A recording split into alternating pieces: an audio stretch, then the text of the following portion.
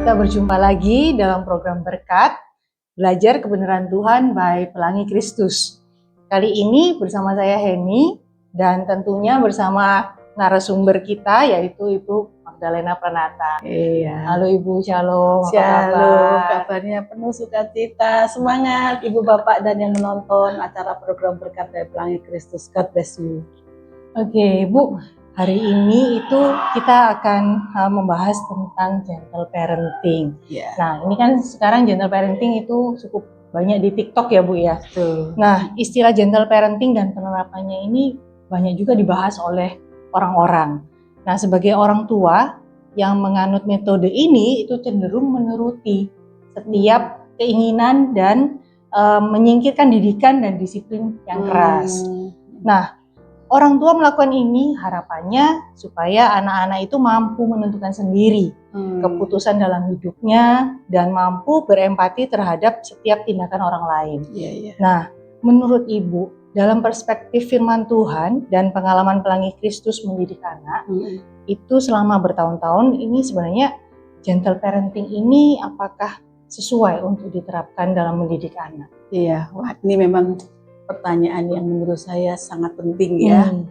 Tapi sebelum masuk ke sana, Bu Heni, gentle parenting ini setahu saya mulai marak tuh 2 tahun belakangan ya. Artinya menghadapi generasi yang sepertinya tanda petik susah untuk diatur, maka ada pendapat para ahli yang berpikir bagaimana memenangkan hati anak dengan empati, supaya anak itu tidak berontak dan bisa berperilaku baik. Nah, saya sendiri mempunyai satu prinsip ya, karena di Pelangi Kristus di dalam pilar yang keempat itu berbicara tentang motivasi. Artinya anak-anak itu di dalam melakukan, memutuskan dan berbuat sesuatu itu dari hati yang menghormati Tuhan dan mau melakukan segala sesuatu untuk menyenangkan hati Tuhan, memuliakan Tuhan. Jadi memang kami sejak awal tidak menerapkan instruksi sebagai proses untuk menolong anak melakukan sesuatu, tetapi memotivasi. Jadi sebenarnya katanya kunci di sana. Nah, gentle parenting ini kan menekankan sekali tentang empati ya. Artinya orang tua tuh harus bisa memahami pergumulan anak, lalu mengadakan pendekatan supaya anak kalau melakukan sesuatu itu karena merasa dimengerti, lalu melakukannya bukan dengan terpaksa, merasa didesak, kemudian melakukan seperti robot.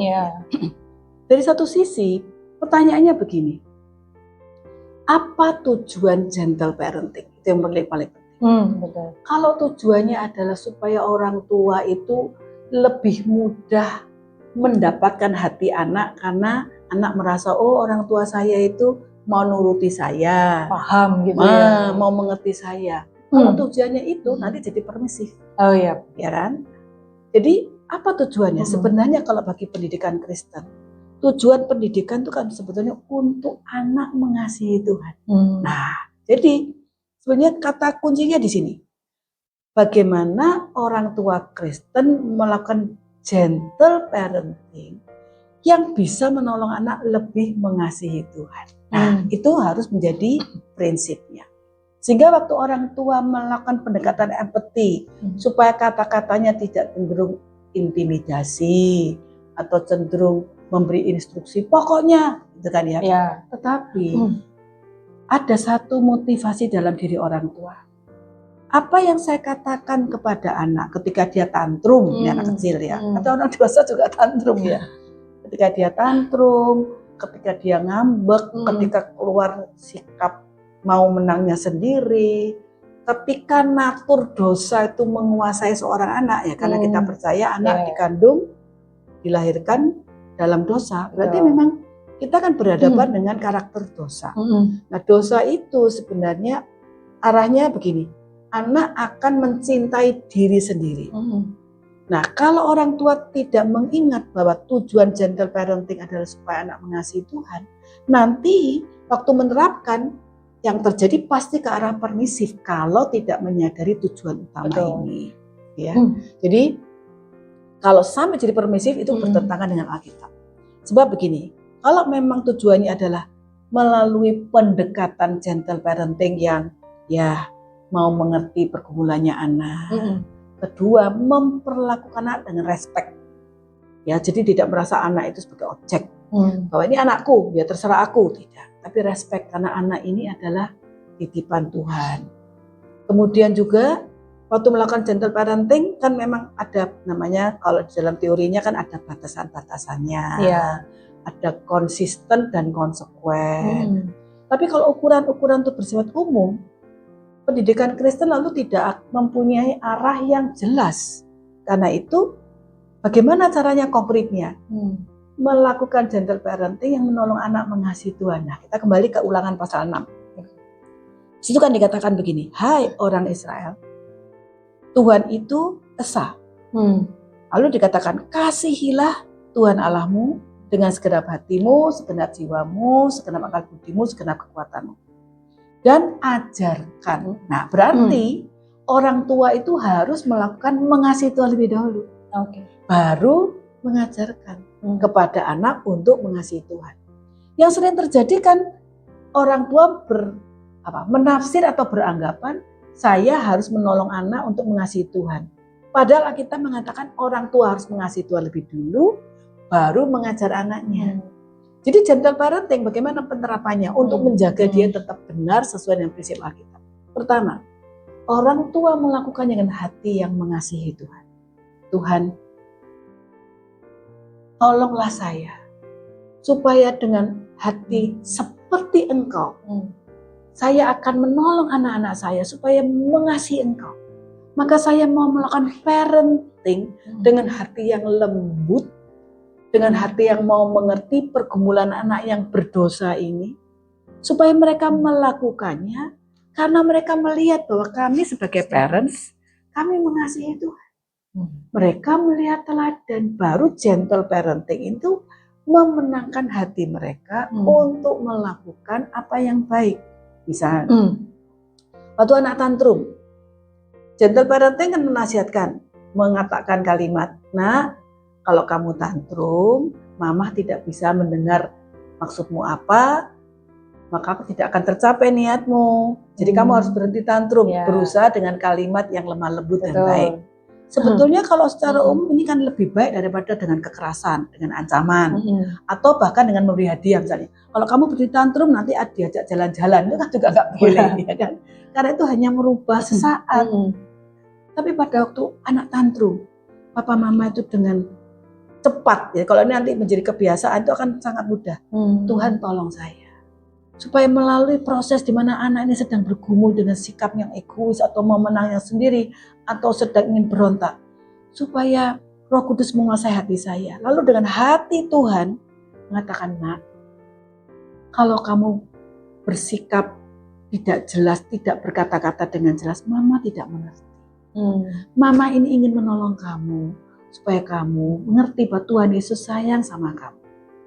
Dan apa yang kamu lakukan itu adalah menolong kamu untuk lebih sayang lagi pada Tuhan Yesus. Jadi ada kata-kata yang diucapkan, yang dikuasai oleh Roh Kudus dan dikatakan kepada anak seperti kita ini sedang berkhotbah pada anak atau mengajar Alkitab pada anak, tapi langsung praktek. Jadi pemahamannya harus ini sedang mengajar tentang ajarkan pada waktu anak duduk, berdiri, berjalan, waktu anak tantrum, kan gitu ya kan. Jadi mengajar, kenapa? Dengan teladan. Jadi intinya begini, walaupun sekarang istilahnya gentle parenting dan seringkali dikaitkan dengan Matius 11, Tuhan Yesus lemah lembut, rendah hati, ya, itu lebih kepada kalau lemah lembut kan mau diubah, mau taat, mau terbuka pada suara Tuhan. Jadi kita bisa bilang sama anak, tadi kondisinya tantrum, tapi misalnya ada lagi kondisi anak sedang memaksakan kehendak, strong will, yang ngotot, pokoknya iya apa enggak, dia bergulung-gulung di depan toko, atau dia memukuli adiknya kalau mamanya enggak nurutin dia karena dia lagi iri sama adiknya. Kalau ada kondisi-kondisi seperti ini, gimana kita menerapkan gentle parenting? Karena emosi sudah naik dulu, betul enggak? Rasanya aduh anak ini, dan biasanya bukan karena satu kali, tapi karena sudah berulang-ulang. diberitahu kok tidak berubah. Nah kita tahu bahwa natur dosa tidak bisa berubah dengan perkataan. Tidak bisa. Bahkan dengan ancaman, hukuman, dipukul, dirotan, tidak bisa. Karena natur dosa hanya bisa diubah melalui penebusan Tuhan Yesus. Jadi memang nomor satu adalah apakah orang tua sudah memperkenalkan anak kepada Tuhan Yesus. Mendoakan anak supaya anak sungguh-sungguh mengerti siapa Tuhan Yesus. Dan ini harus menjadi PR utama orang tua sebelum berpikir tentang menerapkan gentle parenting. Harus sangat banyak mendoakan anaknya. Kemudian setiap kali cerita Alkitab, family altar, bicara sama anaknya supaya anaknya betul-betul paham Tuhan Yesus itu juru selamat seperti apa, bagaimana, sehingga anak itu lalu memutuskan, Mah, Pak, Noni mau percaya Tuhan Yesus. Mimi atau Kuku biasanya kan membahasakan dirinya begitu ya, atau misalnya Eti atau Kevin ya, namanya anak-anak dia membahasakan. Lalu kita memenangkan hati anak, number one, supaya setelah anak percaya Tuhan Yesus, Roh Kudus bekerja. Waktu orang tua bicara ada otoritasnya. Jadi ini harus diingat oleh orang tua. Sehingga pada waktu orang tua melakukan empati, tidak salah, itu malah bagus. Memang harus ada empati dengan anak. Karena kan seringkali kita berpikir anak itu mengerti orang tua. Padahal yang harus terjadi orang tua yang harus mengerti anak ya, pergumulan anaknya. Walaupun kita ini lupa. Dulu aku umur segitu itu apa yang dirasakan. Tapi sungguh, kalau kita menerapkan prinsip Alkitab ya, pada waktu kita menghadapi itu Tuhan kasih kita wisdom kok. Yang penting hati kita nih ingin menolong anak mengasihi Tuhan. Tuhan akan kasih kita wisdom. Gitu. Sehingga kata-kata empati kita bukan teori, tapi lahir dari hati yang ingin anak berubah atau diubah oleh Roh Kudus. Karena firman, karena teladan orang tua, karena kasih Tuhan yang mengubah. Nah itu jawaban saya. Dan itu yang diterapkan di Pelangi Kristus. Jadi kalau anak-anak lagi konflik bertengkar, kadang-kadang mereka bisa berkelahi, walaupun sangat jarang anak Pelangi Kristus berkelahi. Sangat jarang, tapi ada. Waktu sedang marah itu ya, kita lerai itu bisa kayak mau terus begitu. Terus guru harus begini, Tuhan Yesus tolong, harus berdoa. Dan memang ada the power of the Holy Spirit itu terjadi. Lalu kemudian kamu tenang, kamu masing-masing ke sana dan berdoa. Lalu didampingi waktu mereka berdoa sendiri. Lalu ditanya, apa kata Roh Kudus dalam hatimu? Itu sebenarnya empati juga. Karena anak ini kan juga bergumul, dia kan bukan mau jadi anak nakal gitu kan. Apa kata Roh Kudus dalam hati? Ini juga. Lalu kemudian dipertemukan. Coba Tuhan Yesus melihat temanmu itu sayang atau benci? Tuhan Yesus melihat temanmu, nah begitu kita katakan. Jadi empatinya harus membawa hatinya Tuhan, membawa kerinduannya Tuhan. Nah itu seperti itu yang kami terapkan di sini. Nah ada konsekuensi, enggak kan harus ada konsekuensi juga supaya anak ingat. Jadi konsekuensi tujuannya itu bukan hukuman. Karena Alkitab mengatakan di dalam Kristus, Roma pasal 8, tidak ada penghukuman. Yang ada kan disiplin. Jadi gini, supaya kamu ingat bahwa teman itu bukan untuk dimusuhi. Sekarang, kalian besok harus berpikir, apa yang harus saya bawa? Kesukaan teman saya. Nah, supaya saya bisa menebus kesalahan saya. Tadi sempat memukul, mungkin bawa roti kesayangannya dia, atau bawa mainan kesayangan dia, lalu bermain bersama atau makan bersama. Jadi ada sesuatu yang dilakukan untuk mereka ingat bahwa ini yang harus dilakukan, gitu. Ya seperti itulah. Berarti perlu ada motivasi yang benar dulu dari orang tua ya, Bu. Betul. Ketika melakukan gentle parenting. Iya, benar. Oke. Nah, kalau gentle parenting itu kan yang tadi berempati. Nah, tapi ada juga yang kebalikannya ini, Bu, yang model VOC. Yang otoriter. Nah, kalau lawannya. Betul, lawannya. Jadi orang tua ini punya otoriter untuk rasa berkuasa, untuk mengintimidasi anak. Iya, jadi harus begini, harus begitu gitu kan, cenderung keras terhadap anak, lalu menekankan disiplin yang sangat ketat. Nah, kalau misalnya anak salah itu dimarahin atau dihukum gitu kan. Nah, kalau menurut kalau berdasarkan dari firman Tuhan ini Bu dan pengalaman di Pelangi Kristus, jenis parenting yang otoriter seperti ini itu apakah perlu dilakukan atau ya ini sebenarnya sudah tak perlu misalnya Gitu atau ya. dihapuskan saja. Memang ini ada pendapat yang semacam kontroversi. Karena pakai ayat, didiklah anakmu supaya dia berjalan menurut jalan yang Tuhan kehendaki. Kalau perlu dirotan, kira-kira begitu ya. Iya. Jangan ragu-ragu memakai rotan daripada anakmu ke neraka. Lebih bagus dirotan, kurang lebihnya gitu ya. Intinya gini, ada ayat-ayat di Alkitab di Amsal ya, yang memberikan semacam indikasi orang tua itu lebih baik memakai rotan daripada anaknya hilang selama-lamanya. Iya. Tadi Bu Heni menyinggung soal VOC. Sebetulnya kan kalau kita bicara tentang penjajahan, itu kan pakai kuasa, tapi bukan otoritas, tapi power. Betul. Nah, jadi ada bedanya. Kalau yang tadi gentle parenting, itu memakai otoritas dari Bapak Surgawi, karena kita merepresentatifkan kasih Bapak. Kasih yang penuh kasih, tapi juga kasih yang tegas, disiplin, dan berpegang kepada firman. Kan tetap ada konsekuensi juga, betul. Ada batasan juga. Tapi semua penyampaiannya, itu penyampaian yang dikuasai oleh kasih Tuhan. Nah, kalau VOC tadi, itu lebih kepada, kalau saya pakai kalimat sederhana begini, ketika orang tua sudah kehabisan akal, pakai okol. Jadi gini, sebenarnya anak tidak perlu dirotan. Kalau anak itu melihat orang tua bicara dan tindakan itu konsisten, konsekuen dengan, misalnya kalau orang tua bilang kamu tidak boleh berkata yang tidak baik atau memaki, misalnya.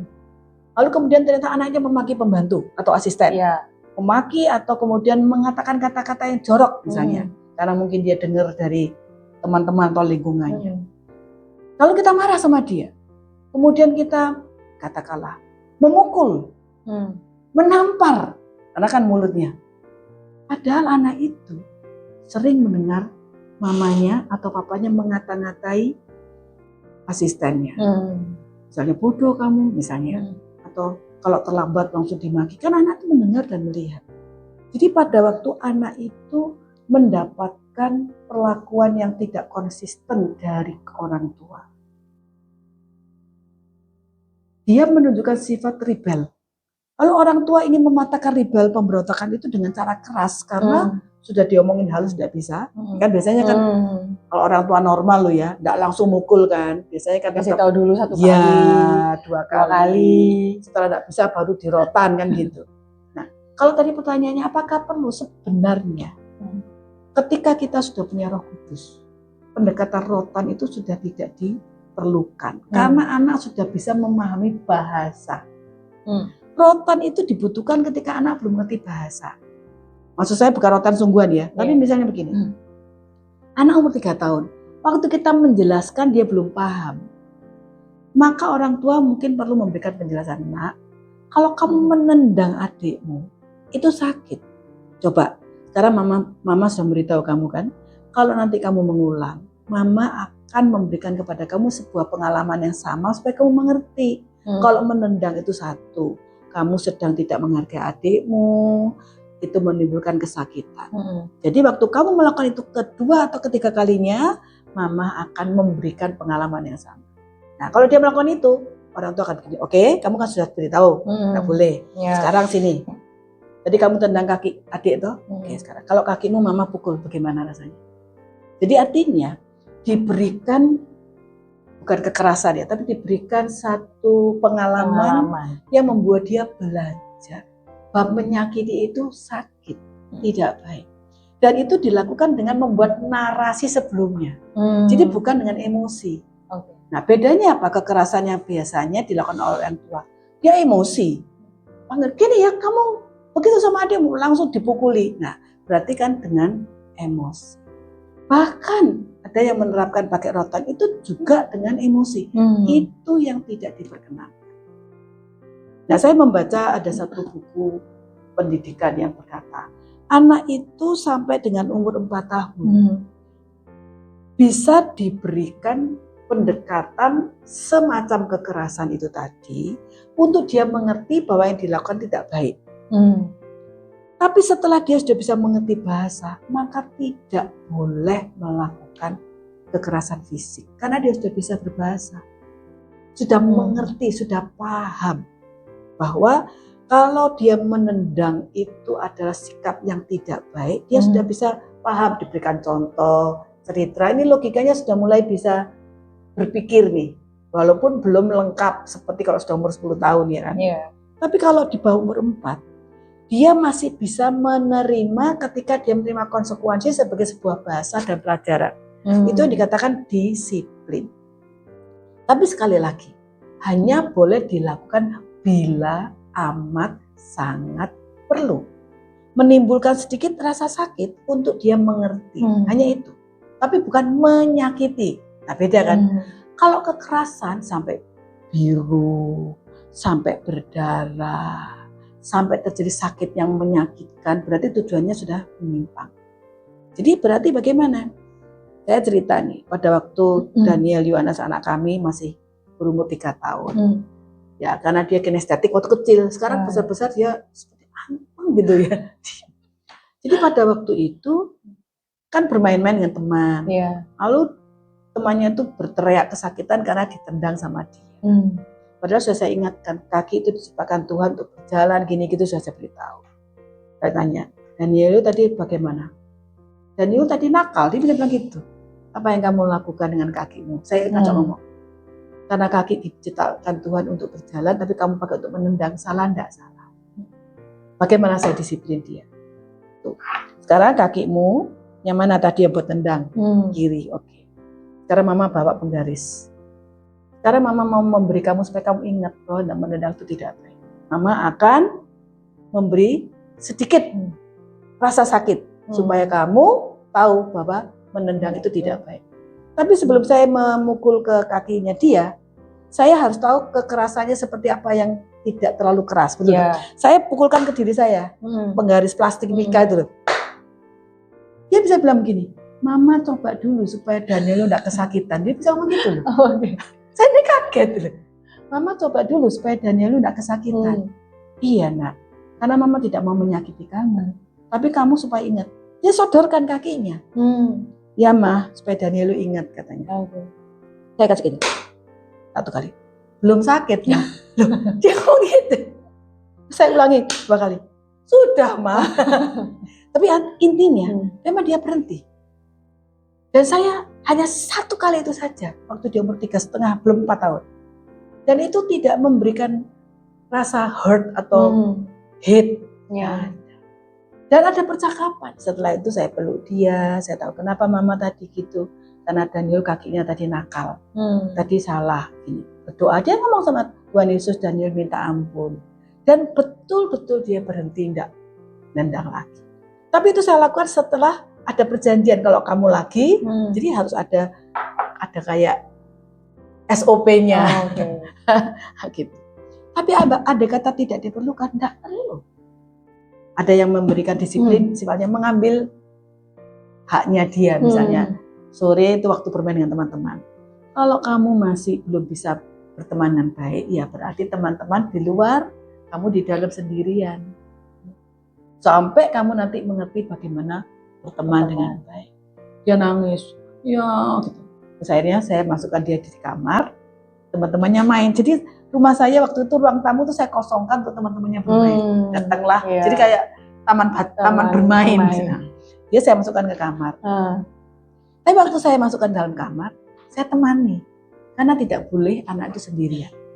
Tidak boleh diisolasi sendirian. Apa prinsipnya? Karena diisolasi sendirian itu seperti mengatakan kalau kamu nakal, kamu tidak layak mendapatkan hal yang baik dari orang tua. Dan itu bertentangan dengan Alkitab. Alkitab mengatakan apapun yang terjadi, orang tua itu menggambarkan Tuhan yang tidak pernah meninggalkan kamu. Jadi waktu kamu nakal, orang tua tetap di samping. Dia berdiri sendiri, saya bilang 5 menit tidak boleh bergerak dan tidak ada teman. Tapi saya teman di situ, saya juga tidak bergerak. Jadi dia tahu bahwa cinta orang tua itu tidak berubah sekalipun dia nakal. Setelah selesai, sudah 5 menit kan, anak kecil nggak tahu toh. Sudah 5 menit, saya lihat belum. Dia bilang sudah. Nah sekarang boleh berteman. Dia bisa apa? Dia bisa lebih hati-hati, dia bisa menghargai teman, dan dia bisa mengerti pelajaran itu. Jadi diambil apa yang menjadi kesukaannya, tidak bisa menikmati. Itu salah satu yang menurut saya sangat efektif. Tapi cara melakukannya harus benar. Karena tidak boleh misalnya membuat anak dikunci di kamar sendiri, gelapin lampunya, sampai anaknya histeris. Itu tidak boleh, sangat tidak boleh. Karena disiplin orang tua itu selalu merepresentatifkan Tuhan yang adil. Padahal Tuhan yang adil tidak pernah berhenti mengasihi. Nah, jadi saya selalu mengingatkan para guru. Kalau di kelas ada murid yang berulah dan mengganggu temannya, tidak boleh dia dikeluarkan dari kelas. Tidak boleh. Karena kalau dikeluarkan di kelas berarti di-exclude dari komunitas. Padahal Tuhan nggak pernah membuang kita kalau kita ini berdosa. Tuhan akan tetap bersama-sama dengan kita. Tapi jadi intinya, semua disiplin atau semua bentuk parenting, saya menolak kata kekerasan. Tapi disiplin untuk mengingatkan dan membuat kesan sampai dia paham. Dan yang boleh melakukan hanya orang tua dan di bawah usia 4 tahun. Di atas 4 tahun sudah tidak boleh karena sudah bisa berbahasa. Diskusi. Betul. Itu harus pakai gentle parenting kalau istilah sekarang. Iya. Jadi bukan bukan dihapus, tapi orang tua juga harus paham gitu kan, kalau memaknainya dengan benar. Melakukan itu dasarnya apakah kasih atau emosi. Benar, gitu ya. Betul. Kalau kasih ya berarti ada batasan-batasannya. Ada omongannya. Ada narasinya tadi itu ya Bu. Dan memberikan, sifatnya lebih ke arah memberikan pengalaman. Benar. Kalau emosi, dia tahu dia emosi ya. Kan kita sadar kalau kita emosi. Sebentar nak, mama harus ke kamar dulu. Mama mau menenangkan diri supaya mama tidak salah. Jadi anak tuh tahu bahwa ini serius.